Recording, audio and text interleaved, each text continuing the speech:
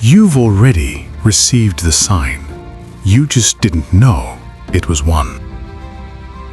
At some point, you thought of someone out of nowhere, and they reached out within hours. Or you had a quiet, persistent feeling that something wasn't right. A job, a relationship, a decision, and you ignored it.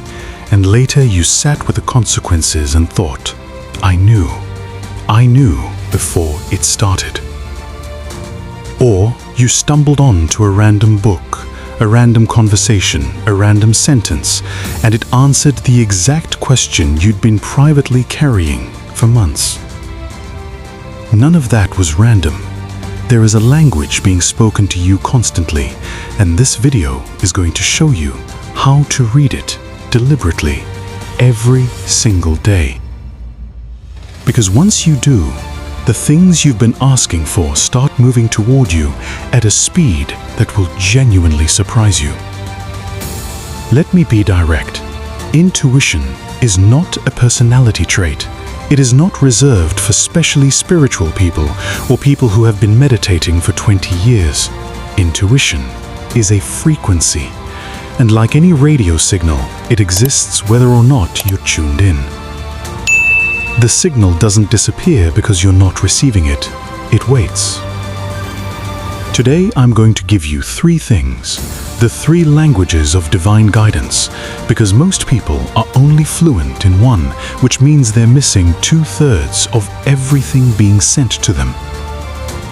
The number 1 block that shuts down your signal, and it is probably not what you expect, and a daily practice that will rewire how you receive guidance within 2 weeks if you give it a real chance.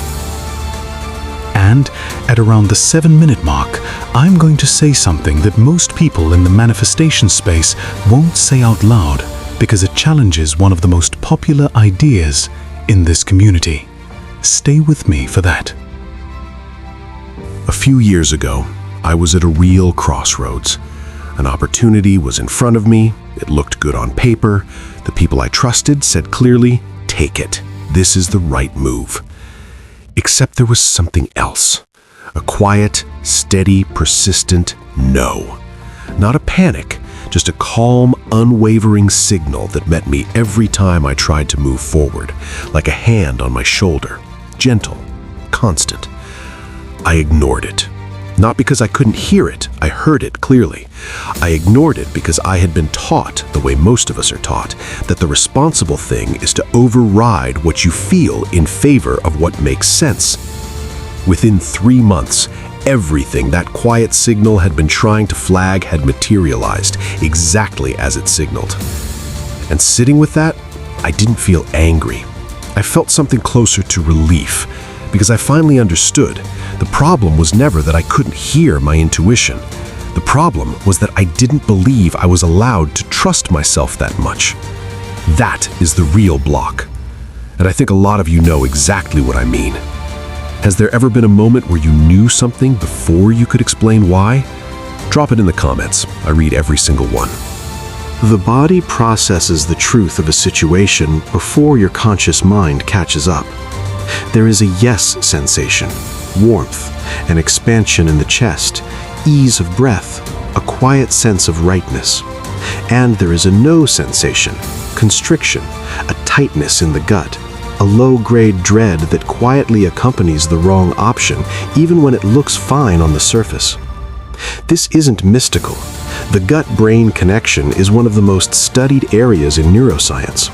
What spirituality adds is simply that information is guided, not random. Practice. The next time you face any decision, put your hand on your chest, take 1 breath, and ask, does this expand me or contract me? You don't need to act on it immediately, you just need to listen. That act alone begins rebuilding a trust that most of us were quietly taught to abandon. You see the same number 3 times in one day. You hear an unusual word from 3 completely different sources within 48 hours. A song plays, and it contains the exact phrase that mirrors the thought you were sitting with 20 minutes ago. something in you stirs, and then the rational mind immediately reaches for an explanation, coincidence, pattern recognition, and it moves on. Here is what I want to offer instead. Pause before the automatic dismissal. Sit with the question, what would it mean if this wasn't random? That question alone shifts your orientation from skepticism to curiosity. And curiosity is a far better posture for receiving guidance than the reflexive need to explain everything away. The people manifesting fastest are rarely those with the most elaborate practices. They are the ones who have trained themselves to notice. The more you acknowledge the signal, the clearer it becomes. That is a feedback loop. You pay attention, the guidance intensifies. Most of your daily thoughts are recycled. The same loops, the same fears, the same conversations you've been having with yourself for years. That is ego thinking, loud, repetitive, rooted in the past. Inspired thought is different. It arrives quietly, in the shower, on a walk, in that half-conscious space before sleep. It feels calm, simple, almost embarrassingly obvious. And the most reliable way to identify it is this. Inspired thought does not argue with you. Ego thoughts escalate when ignored. Inspired thoughts simply remain, steady, patient, unchanged across days. If a thought keeps returning to you softly, not screaming, just quietly persisting, that is not obsession. That might be direction. Write it down before your analytical mind has time to evaluate it, because across weeks, those notes become a roadmap your higher self has been trying to hand you for a long time. The number one block to intuition is overthinking disguised as discernment. A signal arrives, clear, immediate, bodily, and within seconds the analytical mind opens its case file. What if I'm wrong? What if this is just what I want to believe? What if I regret it? And by the time that cross-examination ends, the signal is buried under layers of reasonable-sounding doubt. I call the result retroactive knowing. That moment, sometimes days later, sometimes years, when you sit with a consequence you didn't want, and something inside you says quietly, I knew. I knew before it started. Your guidance system was working perfectly. The signal was clear. The only failure was in the response. Here is the distinction that changes everything. Anxiety is loud, spiraling, branching. It generates more fear the longer you engage with it. Intuition is quiet, singular, steady. It says one thing, in the same tone, at the same volume, regardless of how much time passes. Anxiety shrinks you. Intuition, even when pointing you towards something hard, always points toward growth. And here is what most people in this space won't say. Follow what feels good is incomplete advice. Divine guidance does not always feel good. Sometimes it points toward the conversation you've been avoiding, the relationship that needs to end, the leap that makes no logical sense. Intuition doesn't always feel good, but it always feels true. Learn to follow what feels true, especially when it's uncomfortable.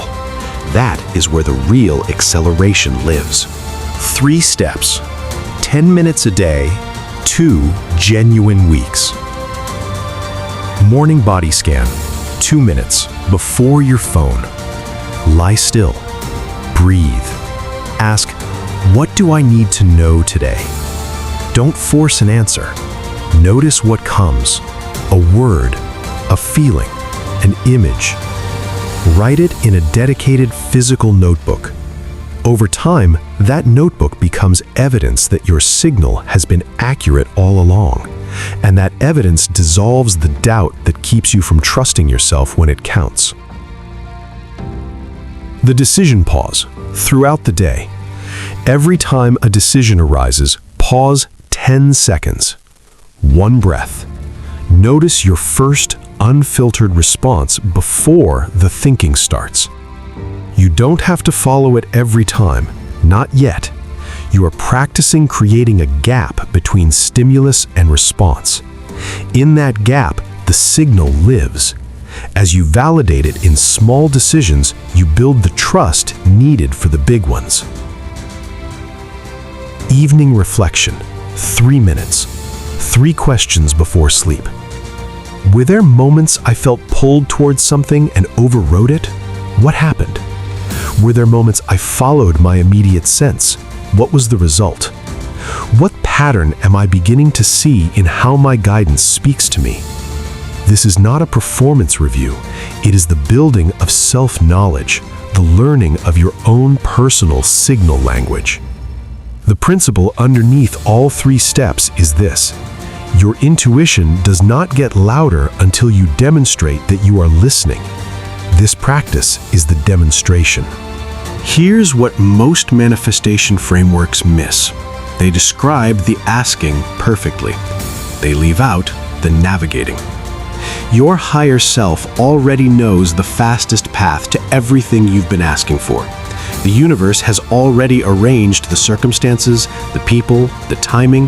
The path exists. It has always existed. The question has never been whether what you want is available to you. The question has always been whether you are following the guidance trying to lead you there. Intuition is the real-time GPS. Every time you override it, dismiss the nudge, explain away the synchronicity, rationalize the inspired thought back into silence, you switch off the navigation, and then wonder why the destination feels unreachable. The single shift I want you to take from this video: the next time you ask the universe for something, add one more question. Ask, what is the first inspired action I'm being called to take right now? Not the logical next step, the inspired one, the one your body expands toward. And take it, even if it's small, even if you can't see how it connects. It connects. It always connects.